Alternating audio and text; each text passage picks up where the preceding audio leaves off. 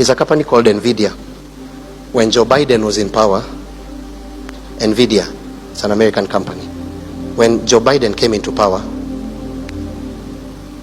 the company was producing microchips. NVIDIA was making the chips that were selling to China.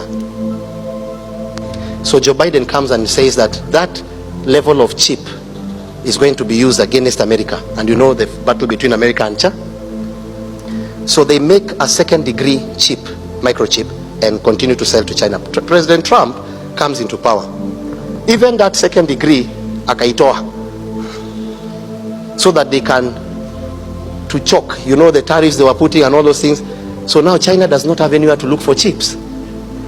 Problems are very good because what you carry inward is more superior than what you are looking outward. So China begins to power its people. And part of the things they did, Made in China 2020, are you listening?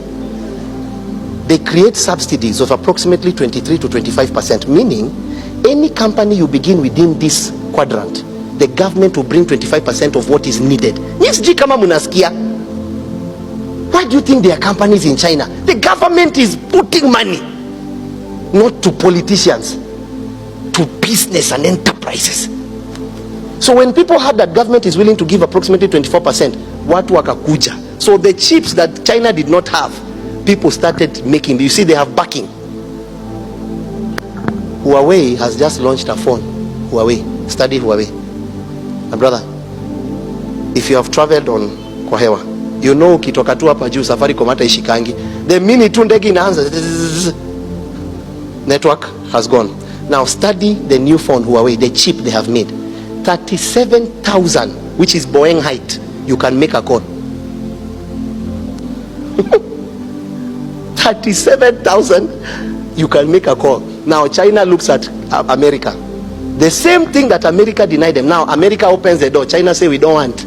We also set tariffs. Remember, made in China 2025. They had a target. Energy, clean energy. China is leading now. So now China produces 34% of what the world needs. China is producing 34%. Now they are taking it further in 2035. They want to produce 80%. China wants to need nothing. There is no import, only export. You are finished. Then I came to Kenya. Kenya is importing 5 billion eggs a year. Anymore? Do you people get what I'm telling you? Kenya is importing 5 billion eggs a year. We did a math. If you sell it at wholesale price, 8 shillings per egg. You are coming to approximately 40 billion. I did an analysis. Return that money. Stop that import. Return that money to Kenya. Give Kenyans 1.5 million. Farmers that are already doing it, give them 1.5 million to run the business. Do you know how many farmers you'd have helped? 26,300 farmers. Now, each farm, to run such a farm, they need approximately 3 people. And then the ministers are going around and after kazi ya house help, taking our people to be slaves. If 26,000 farms have appeared, 26,000 farmers, each farmer needs 3 people. Do the math. That's just egg. Kenya is importing toothpick. Tuna miti. Sanitary towel. Just imagine eggs. We have over, is it approximately 26 times 3? 80 something thousand. Just by, not by investing, stopping import. Just to say, don't import. Let them, just to stop. The government is not even looking for money. It's just stopping import of the sanitary towel. Let me not even go there and tell you how much money we are using. But if you want, I can tell you how much money Kenya is using. Hey, guy.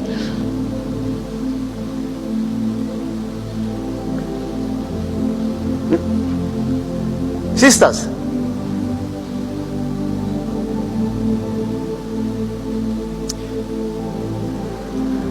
Kenya, you go to and I understand the law, how import and export works. Don't try to be smart.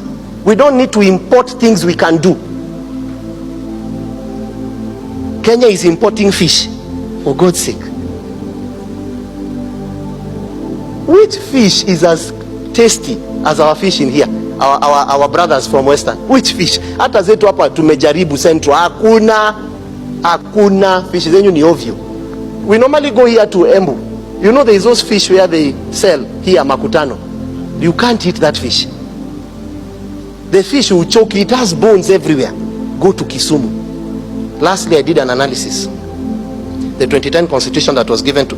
Am I wasting your time? Meanwhile, I'm not preaching. So we are talking statistics. The 2010 constitution that was given, before it was given, they reached out to 2 nations for, what do you call, for benchmarking. And one of those nations was supposed to be South Africa. I've been to South Africa, among the nations. There is a... So South Africa is made up, is it 9 provinces? One of those provinces is called Gauteng. The GDP of Gauteng is bigger than all of Kenya.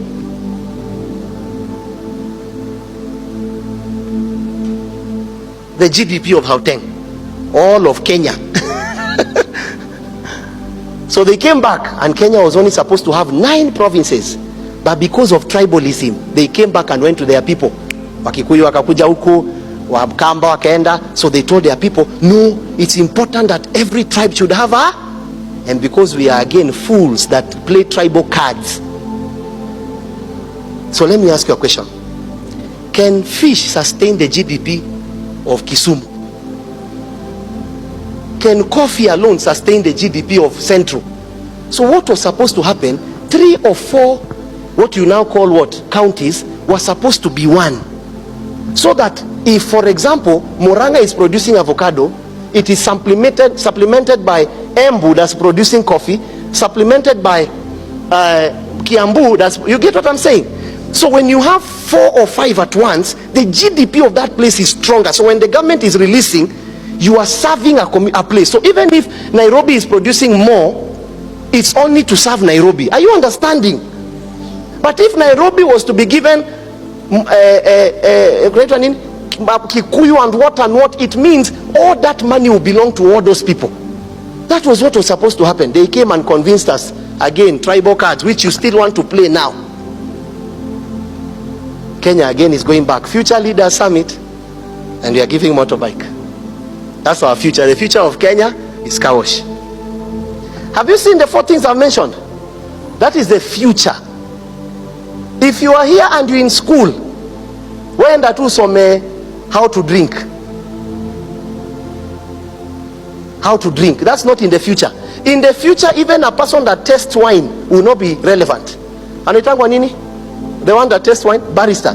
Because you just put a drop on a system, AI will tell you 37%. Why do I need you? Doctors, the way we are doing medicine, it will become irrelevant, because in the near future, systems will be operating us. So you will need to advance the nation to where the future is going. Lastly, China is producing, approximately, the GDP is approximately, globally, is around 22%. America's GDP is around 24-26%. So it means America and China are 50% of the world. Why do you see why they want to bring drugs to and kill Africa? They think you're irrelevant. Ask me about Africa. What are we bringing on the table? Ask me. 4%. Africa muzima is bringing 4% of the GDP of the world, which is equivalent, are you listening to me? To which nation? I taught you. To France. France alone can support Africa. Now you see why they want to remove Traore. They believe they own Africa. So if you divide 4% times 52 to Zimbabwe, add Zimbabwe or remove currency. If you divide 52, Uganda, Kenya, put Zimbabwe, so what is 4% divided by 52? It means Kenya is producing 0.00. So the question is, my brother, if we remove your 0 point, is the world surviving? That's why you are irrelevant. So the question I'm asking, motorbike is not wrong, but in order, if we are going to empower motorbikes, and the GDP is 0.00. If we buy 1 billion motorbikes, how many decimal points will the GDP move?